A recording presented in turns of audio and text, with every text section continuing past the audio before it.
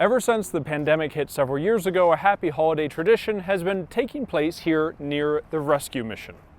Well, this is a holiday tradition for the Great Falls Rescue Mission. Years ago, we used to do a Thanksgiving meal on Tuesday night before Thanksgiving, and we would have people pre-register that had stayed with us, that have moved out, or that were just in need.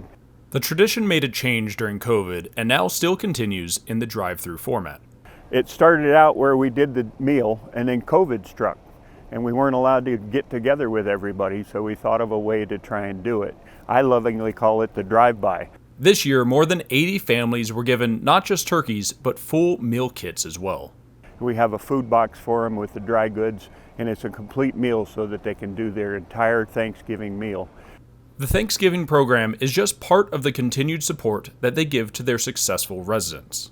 Mainly it's for folks that have stayed with us in the past, that are out on their own and maintaining their own residence now. We try and help them out so that they don't have the expense for a Thanksgiving meal. It's our way of saying thank you to them. The Great Falls Rescue Mission is looking forward to continuing the tradition next year and in the future. Next year, there's a registration period. The easiest way is to go online at our website. Well, I'd like to say thank you to our donors, because all this stuff was raised by donors and given by donors, and I'd like to thank each and every one of them.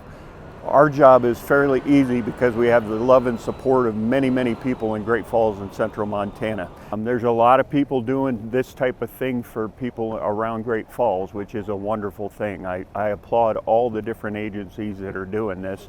It's a wonderful time, and I love doing it because I get to say Happy Thanksgiving to 80 people. In Great Falls, I'm James Rowland, MTN News.